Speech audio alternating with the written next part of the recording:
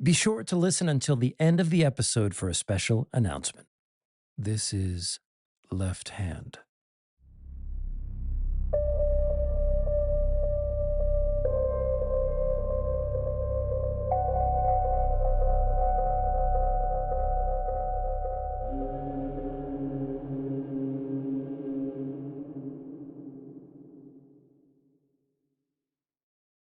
This is Left Hand, and I am your host, Sarepti, aka Craig of the Acid Horizon podcast. The concept of community has been one that's often been thought of in positive and constructive terms.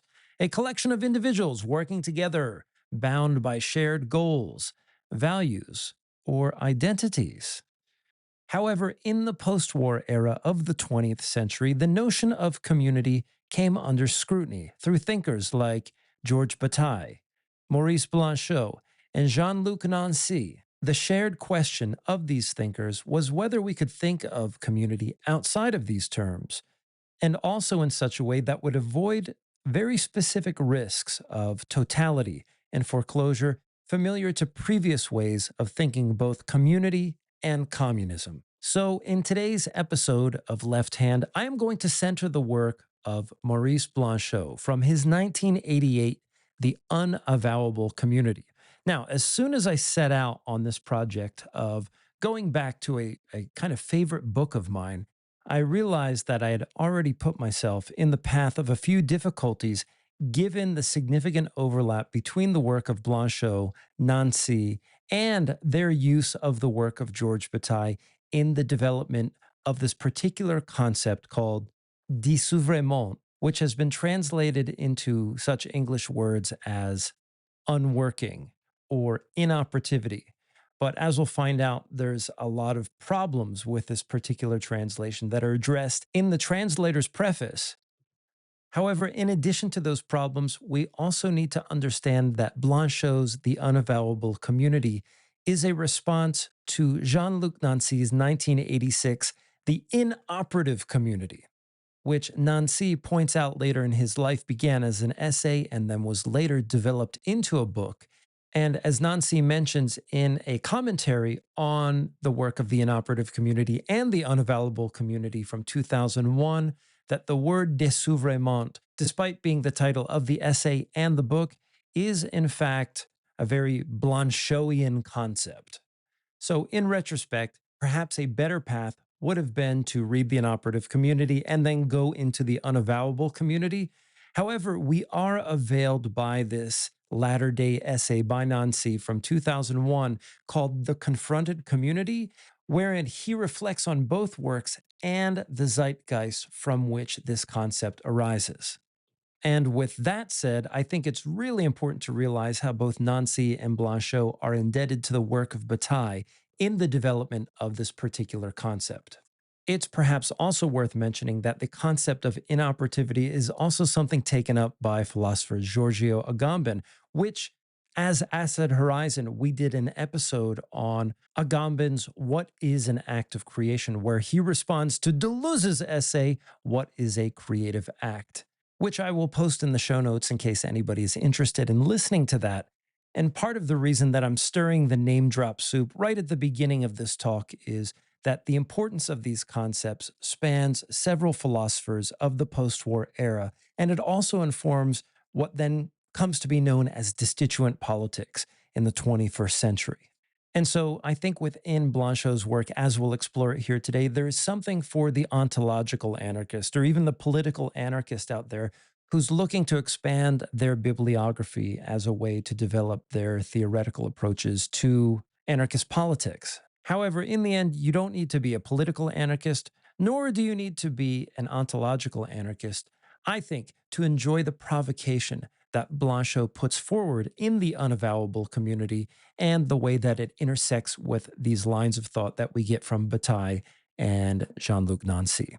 Anyway, before we dive in, I just want to say thank you to all of the Left Hand supporters who have decided to support me on Patreon This project is an adjunct to the Asset Horizon project, just a little something that I wanted to do for myself. Sometimes with Asset Horizon, I get so caught up with interviews and all of the things that are involved in producing a podcast that sometimes I forget my own research. And so this is a place for me to meditate on the things that I like to read, or maybe even do some research for writing projects that I'm working on at any given time. So, at some point while listening, if you're not subscribed, please navigate to my Patreon page in the show notes to extend your support. Okay, let's get going. So, to begin with, who was Maurice Blanchot? Well, he was born in 1907 and he died in 2003. He was a French writer, philosopher, he was a literary theorist, and his work profoundly influenced post war French thought. And one of the things that he's known for is his enigmatic styling and his engagement with themes of literature and politics, existentialism. And he's also known as a fiction writer. And often it's the case that his fiction blurs the lines between philosophy and fiction. And perhaps his most significant contribution, or at least one of them, is the Unavowable Community, which we'll go into today. And what this text grapples with is the nature of community, but in a way that challenges the conventional ideas of things like togetherness, unity, and belonging. It's in the unavowable community that Blanchot explores a paradoxical notion that true community arises not through shared goals, a shared work, or shared identities, but through an experience of unworking, inoperativity, or in French, the word désœuvrement, an unsettling force that resists definition and undermines any attempt to solidify the concept of community. Now, for those of you who become interested in this book on the basis of this lecture, I highly suggest not skipping the translator's preface. He's doing a lot of important work there. And what the translator Pierre Joris emphasizes is that désœuvrement, the concept and focus, traverses a series of meanings and associations, making it prone to potentially impoverished reductions. And this is to say nothing of how the word is later picked up by Giorgio Agamben and incorporated into the various anarchist discourses. Now, that said, I'm going to limit this discussion to what is directly stated in the text that I'm working with, which, even by the translator's account, carry a certain degree of infidelity. And now, with all of these preambles aside, when Jean-Luc Nancy writes désœuvrer in his famous work of philosophy, he invokes many of the meanings associated with the French word oeuvre, which we also use in English to signify a work or a body of work, usually of an artistic nature. Désœuvrer thus denotes a kind of unwork or unworking, opposing the establishment of a traditional corpus of work. Another important connotation of désœuvrer is idleness, having nothing to do, not doing anything, or being at loose ends.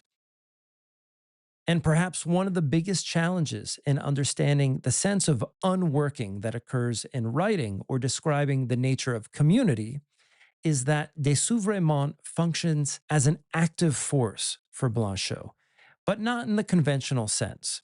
And so when I was first introduced to this work decades ago as an undergraduate at Penn State University, one of the principal warnings from my professor at the time was that much of this work would seem counterintuitive at first blush. And so even Joris, our translator, warns that the Anglophone readers of Blanchot might be inclined to ascribe too much negativity or passivity to the term, despite this term negative community that is brought up in the book. And perhaps the simplest way that I can put this before getting into the fine-grained details of Blanchot's work is that when we attempt to do something like create a community, or when we attempt to do something like write a book, write a fiction novel, for example, the activity of writing the book or the coming together of bodies that form a community always produce an excess that lies beyond the scope of the intended creation. To put it another way, the commingling and gathering of bodies in the manner that we ordinarily call community, or the act of writing itself, always entails the generation of its own absence. And this generation of an absence is a kind of negativity that flows through the work as something produced in virtue of the work, but is irreducible to the creation of community or the creation of an artistic work. And as we'll see, there's something very Hegelian in all of this, as a kind of active negativity that pervades the creative act, and as a force that remains elusive within the work's construction. The production of an absence in a particular work or in a community cannot be appropriated by the means that summoned it. And regarding this quote unquote insane game, Blanchot writes, what happens to a book during this game in which worklessness or inoperativity is set loose during the operation of writing?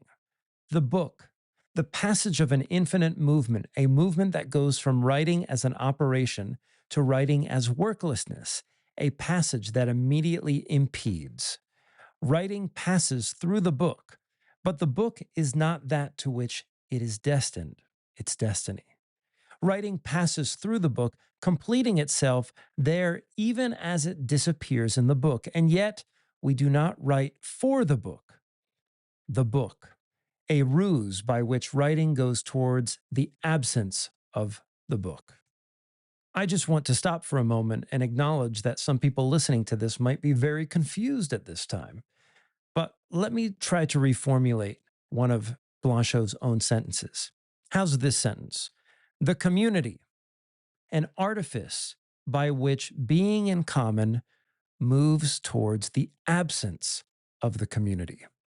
Now, in my own humble opinion, this formulation really captures what I think is going on in Nancy's and Blanchot's work on community. And I hope words like ruse or artifice help us to understand the importance of Blanchot's emphasis that the presentation of the notion of community, as it is ordinarily understood, is not only undermined by the inherent force of inoperativity, and that the paradox of community always puts in crisis our ability to claim community as a positive conception. And in the end, this truly unsettles our ability to claim membership to any given community.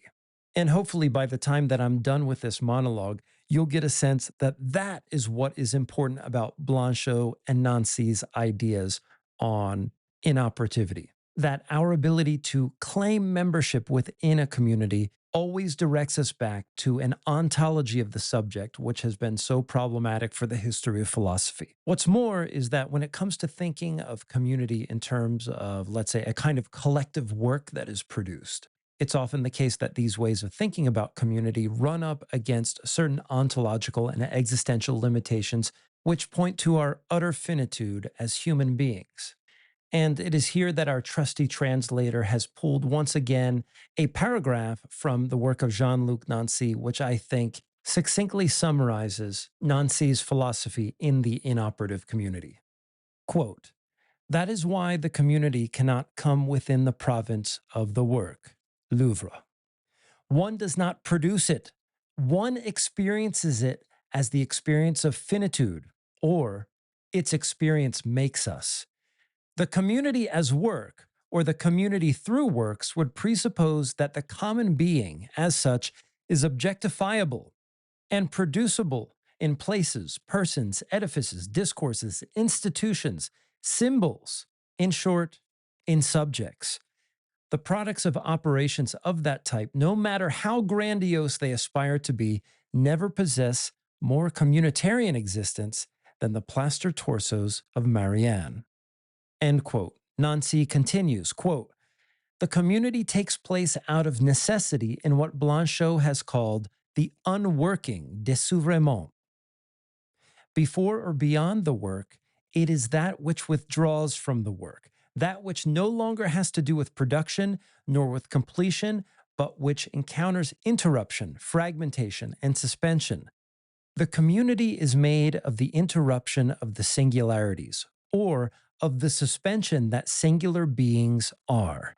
It is not their work, and it does not possess them as it works, any more than communication is a work or even an operation by singular beings.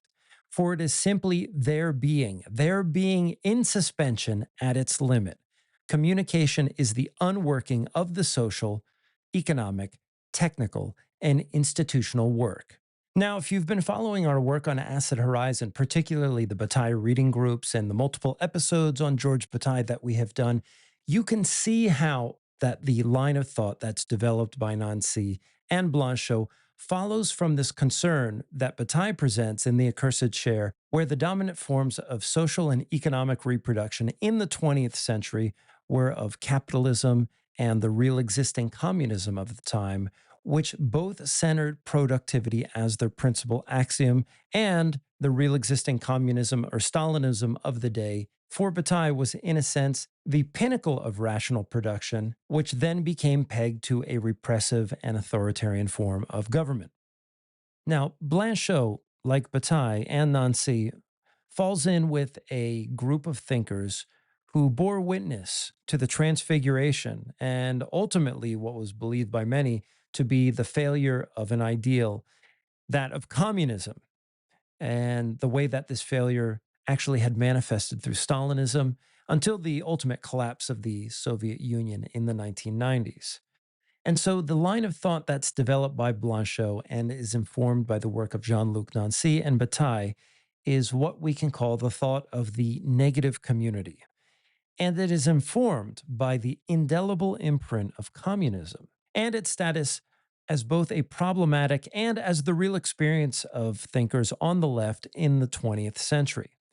Blanchot confronts the question of communism and of community on the grounds that in our attempt to constitute forms of communism or a community, we ultimately run up against an impossibility intrinsic to the possibility of achieving a formed life in common. So, simply put, for Blanchot, the idea of communism can never be made equal to life in its multifarious expression.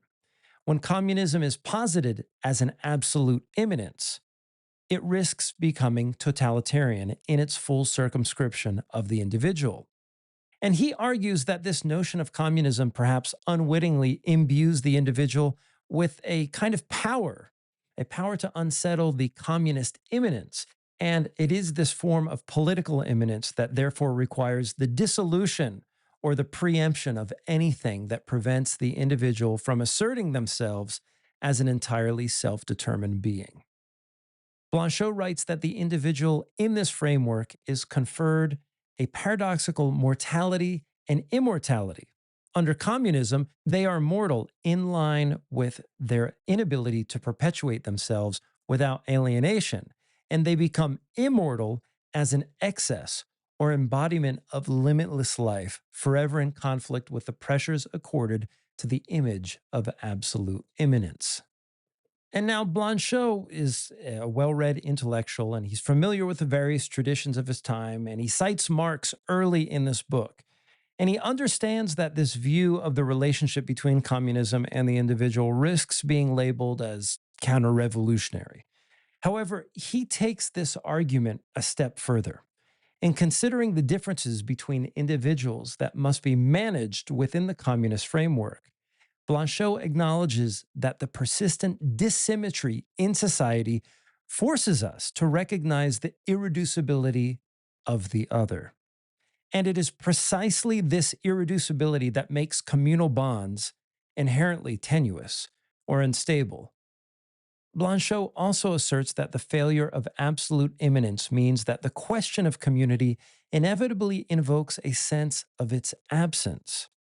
And he is not alone in this philosophical endeavor, and nor is he without precursors. George Bataille, again, who grappled with the question of community in his life and work, serves as a precursor to the concept of a negative community. Bataille's own search for community parallels Nietzsche's Zarathustra's quest for companions.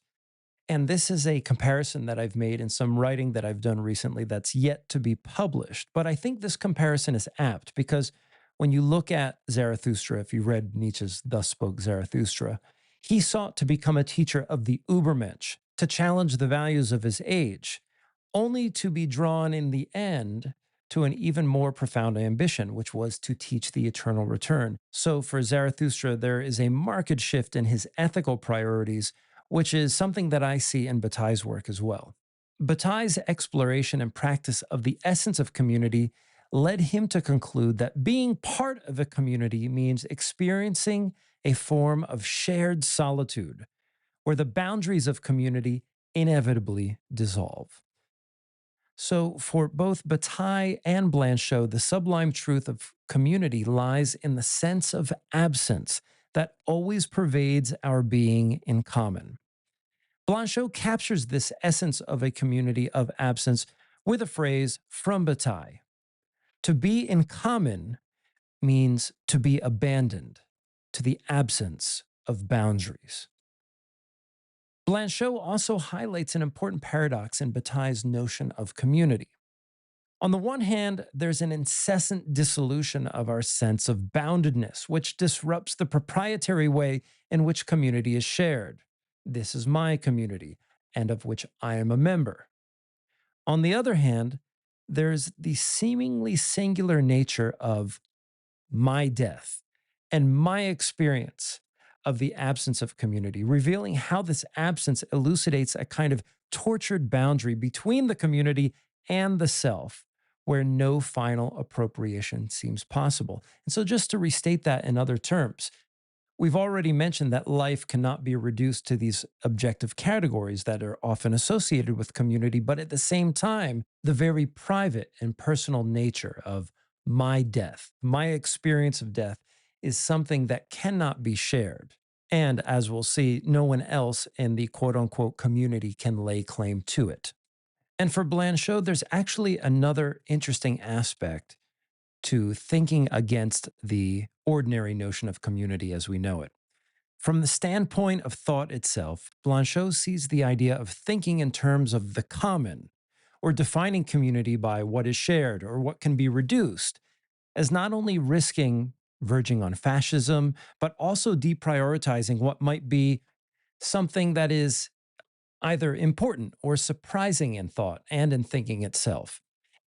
And this is a sentiment that is echoed by various thinkers in post war French theory, particularly Deleuze and Guattari, who emphasize valuing thought for its remarkable or rare qualities and its ability to create new modes of existence.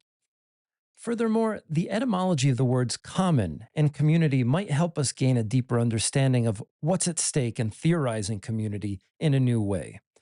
The word community derives from the Latin com plus munus, where munus shares an etymological root with the word minus, which implies a subtraction.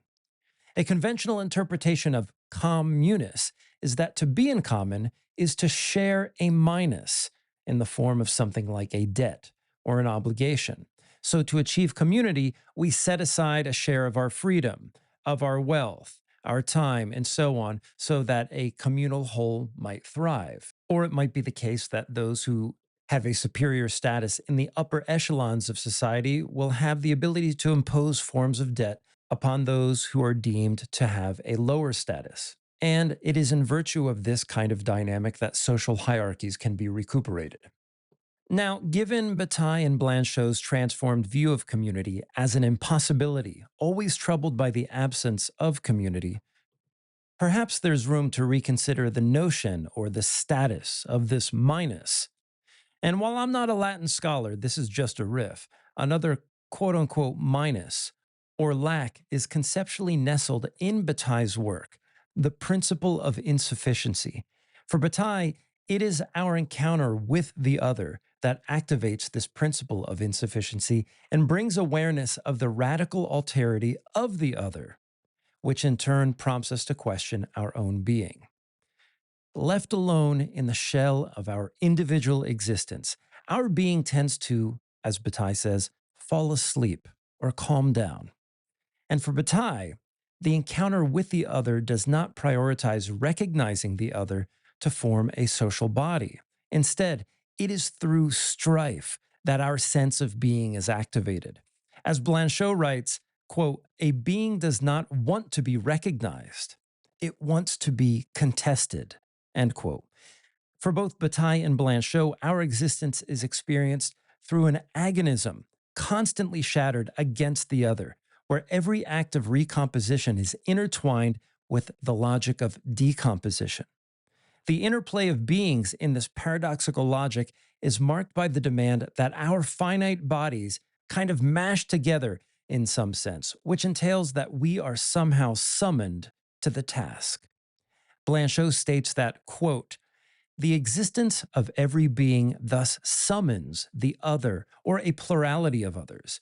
This summoning resembles a chain reaction that needs a certain number of elements to be triggered, though it would risk losing itself in the infinite if that number were not determined.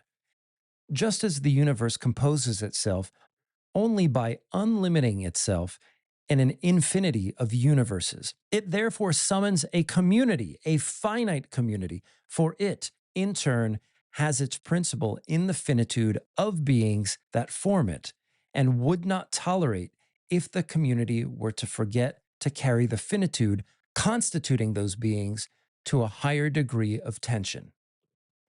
So, to put this another way, it is our shared finitude, our shared insufficiency as mortal beings that drives the contestation defining our existence. Blanchot highlights this as being a primary facet in Bataille's work.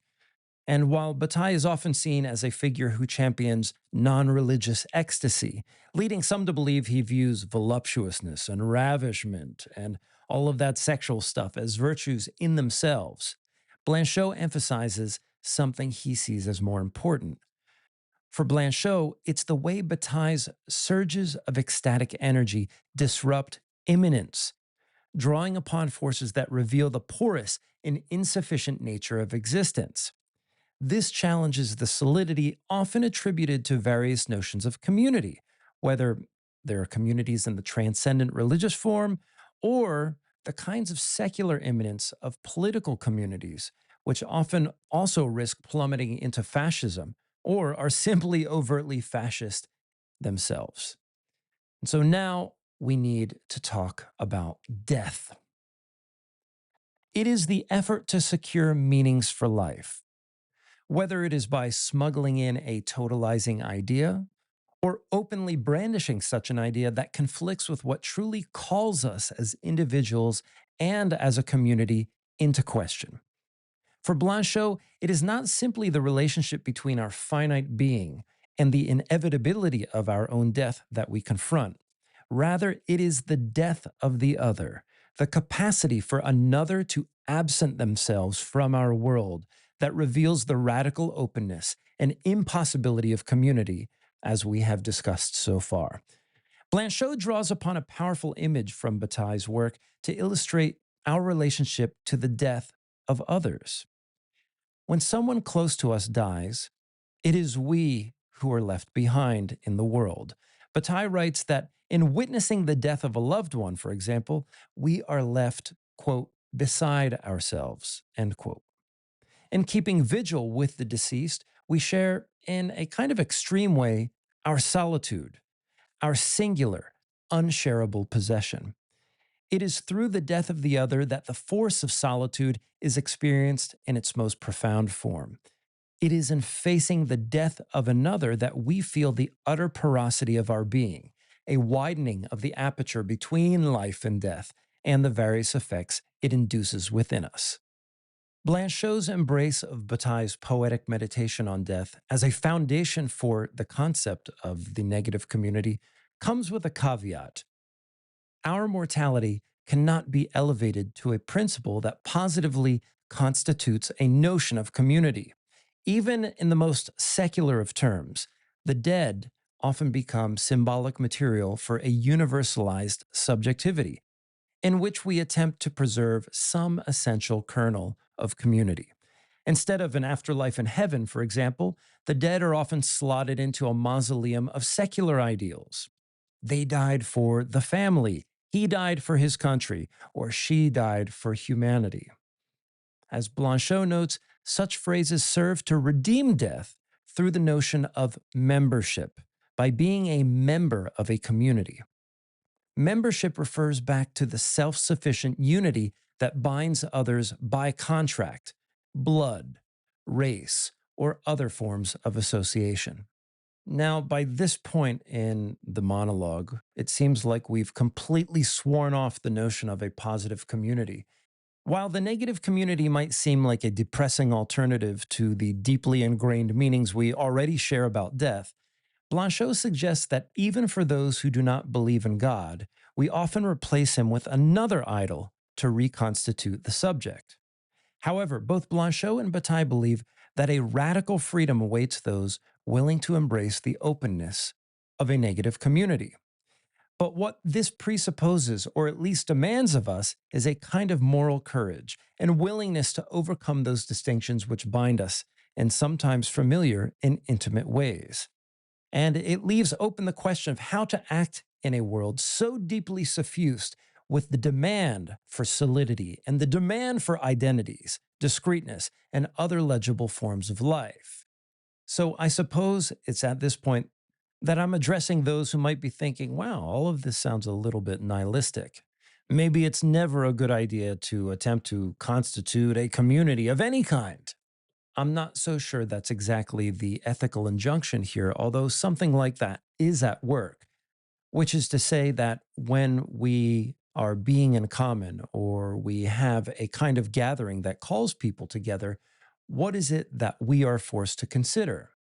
Well, maybe we should take a look at an example of a particular community that Blanchot has in mind that confronts the paradox of being in common as we ordinarily understand it and the impossibility of community that attends to that gathering.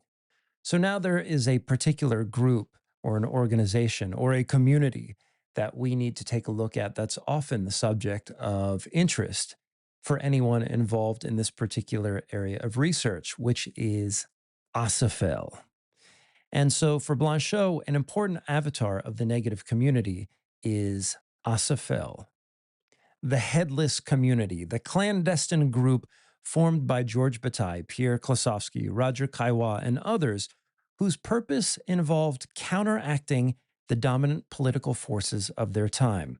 Acéphale angled itself against forms of hierarchy and the encroachment of the principle of rationality in every sphere of life, both of these things which impeded the anarchic liberation of the body and the production of an existential intensity sought by its members. The group manifested a paradoxical mix of the sacred and the secular, often seen as the esoteric counterpart of the College of Sociology, the short lived gathering of intellectuals inspired by Bataille, which undertook a program of philosophical, political, and anthropological research aimed at leveraging change to undermine totalizing forces in the social field.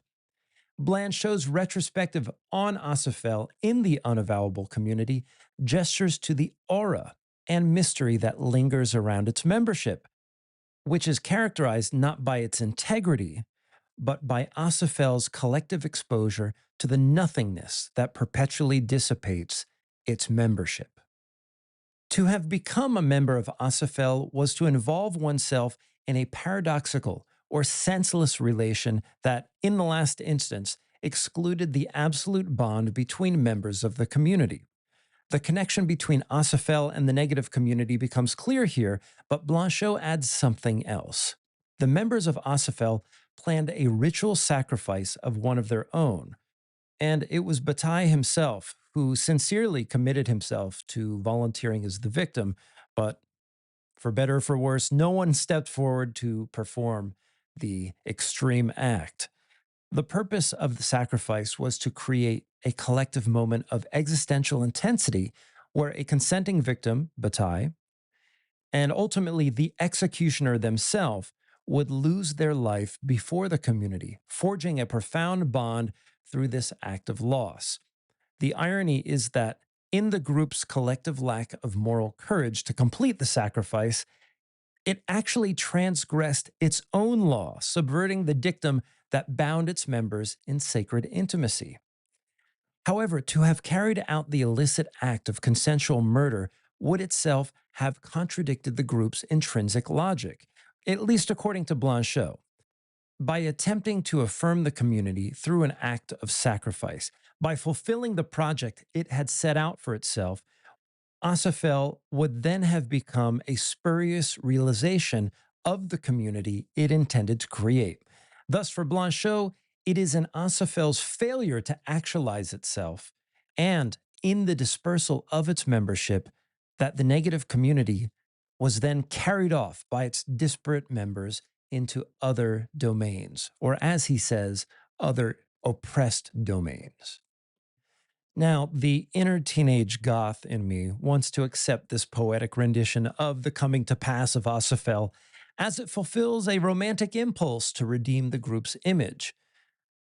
Given that the group's tenets were, in some measure, correct, and that the stakes of its existence were so high, it's hard to imagine that completing the act of sacrifice would not have entailed many unintended consequences for everyone involved. Nonetheless, I think that there's something correct in Blanchot's assessment. Acéphale was ultimately an extreme meditation on community in its most profound impossibility, as he writes, that despite our perceived membership in any community, we cannot lay claim to an imagined transcendent bond without either encountering the full force of crisis that is death itself, the ultimate absence, or facing the impossibility of coalescing those bonds through sacred acts. Now, there's more that I could say about Maurice Blanchot's The Unavowable Community by going into the second section on the community of lovers. But I think, in view of this concept of the negative community and the fact that Nancy responded later in life to Blanchot, his legacy, and the legacy of this work in general, I'm going to turn to an essay called The Confronted Community, which appears in a volume from the State University of New York Press entitled The Obsessions of George Bataille. And it's actually one of the very first essays, I think, after the editor's preface, who are, in fact, Andrew J. Mitchell and Jason Kemp Winfrey, who do excellent work in this area. And it is in this essay, The Confronted Community, that Nancy revisits the genesis of this concept, the inoperative community, and then, of course, the unavowable community. For Nancy and others sympathetic to these views, Nancy confirms that the prospects for a positive idea or project for creating community were exhausted in some sense in the attempts to achieve a communism worthy of its name. Nancy asserts that real existing communism had been unmasked as actual instances of communism devolved into one of the many totalitarianisms of the 20th century. This gap between the communist vision and its realization raises the question of how interrogating the distinction between a positive communism and the notion of being in common might produce an alternative framework for a new project. And as we have seen in the 21st century, this has tended towards formulating a politics aimed at upending forms of constituent power. And of course, like Blanchot, Nancy sees Bataille as being one of the primary avatars of this particular lineage.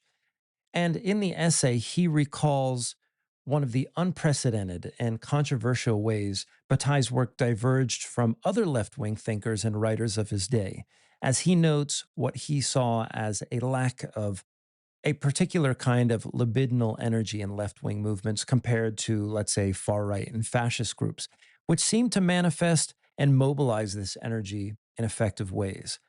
Bataille attributed this to the far right's grounding of their project in myth and notions of the sacred. And this observation led Bataille into a period of research on myth and religion, where he sought to repurpose the usage of myth and religion as a means to counteract the pull of fascism.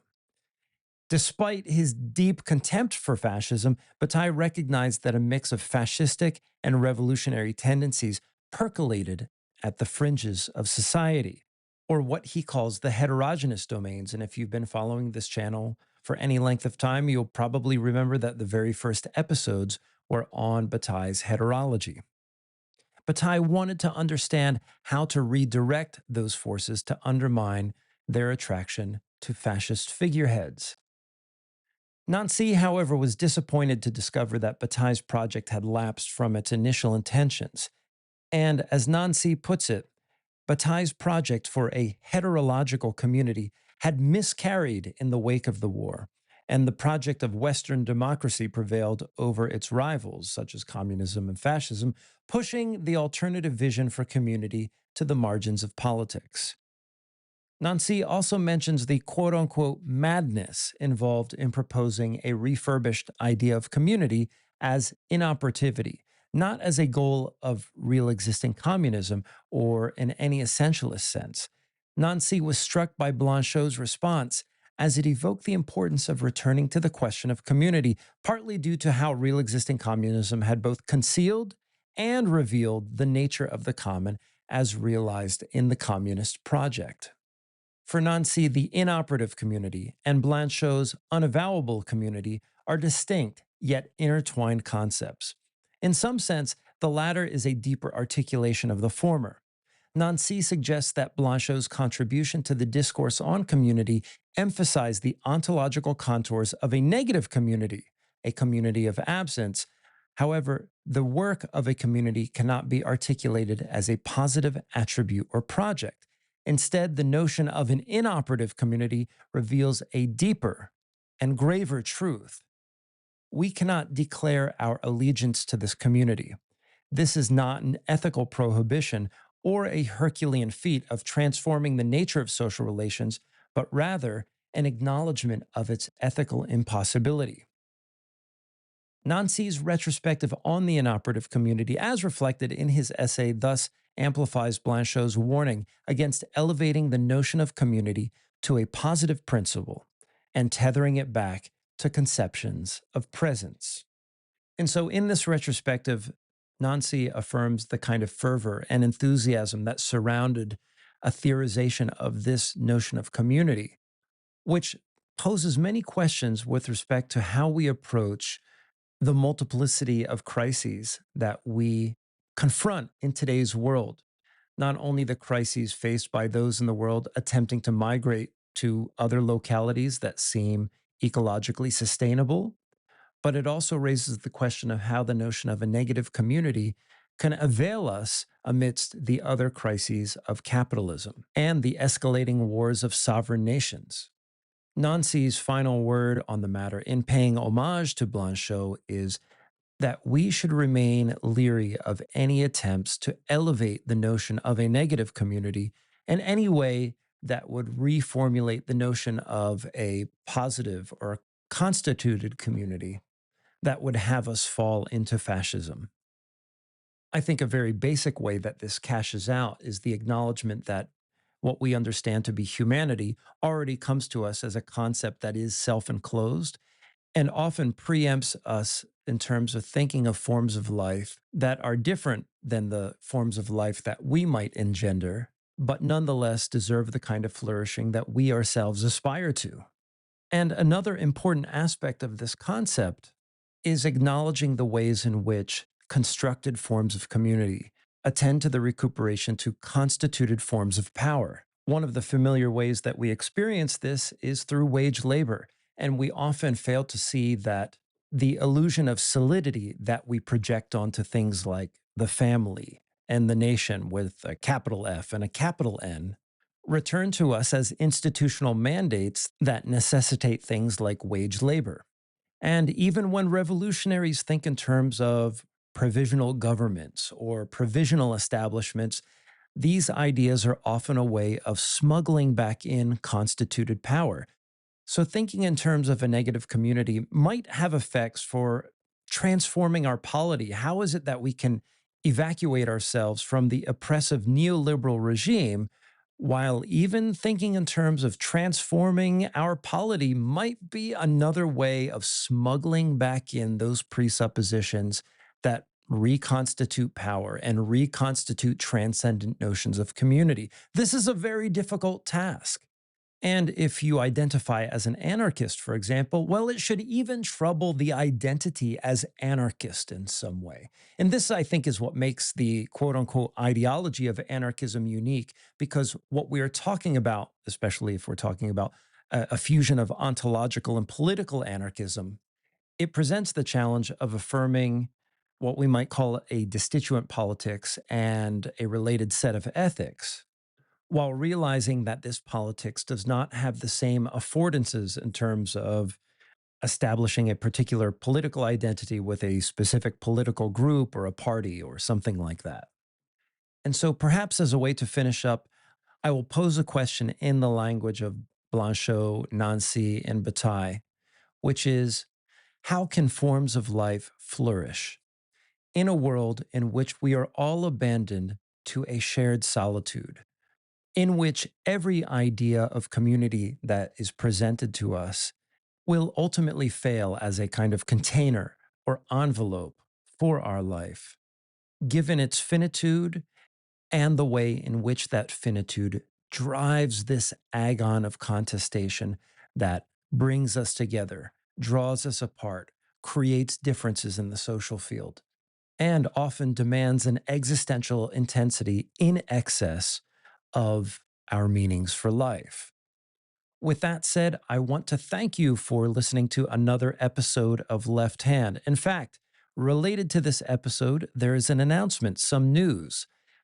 If you are listening in the autumn of 2024 and you are in New York City, particularly Brooklyn, on November 9th, 2024, Acid Horizon, hosted by myself, in collaboration with perhaps one of the greatest translators of Bataille's works, Stuart Kendall, will be hosting a live event entitled The Headless Politics of George Bataille. And we will be doing this in conjunction with the Durations Festival hosted by Public Records in Brooklyn. If you are so inclined, I will put a link to that event in the show notes, and please hold on to that link for tickets. I think tickets are available right now. You can buy a single ticket to the event, or you can buy a ticket to the whole of the Durations Festival, which includes notable electronic performers such as Andy Stott, and there's also art galleries and other presentations in a multi-space event that has something for everyone. Also, if you have been listening to or watching or enjoying Left Hand, please become a subscriber on Patreon at the $5 level, or you could pay a little bit more if you'd like. And feel free to DM me about recommendations for interviews and so on. Left Hand is meant to be a unique project that combines the research of philosophy, politics, and psyche. And there are very few places, for example, where you get discussions of anarchism and esotericism, archetypal psychology, French communism, and this very odd and unique confluence. Planned for the near future is a discussion of Josh Ramey's The Hermetic Deleuze, and there may be an interview for that, so please look forward to that.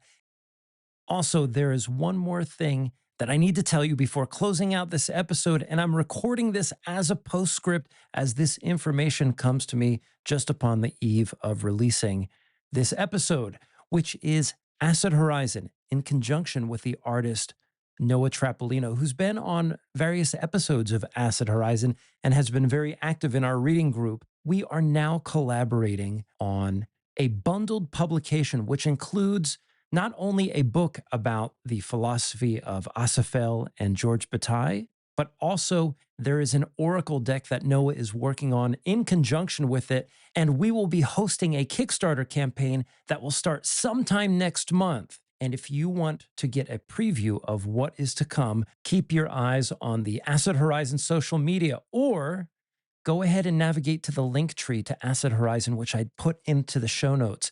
And what you can do there is just watch that space, because we're sure to have a pre-launch link for the Kickstarter sometime in the coming days, if you're listening or watching this sometime shortly after its release. So exciting stuff to come. This is going to be a way for those of us involved with Acid Horizon to coalesce our research over the past 3 to 4 to almost 5 years now on the work of George Bataille and Acéphale into a singular work that's going to be crowdfunded, not going to be attached to any existing publisher. So exciting stuff to come. Take care, and we look forward to seeing you next time.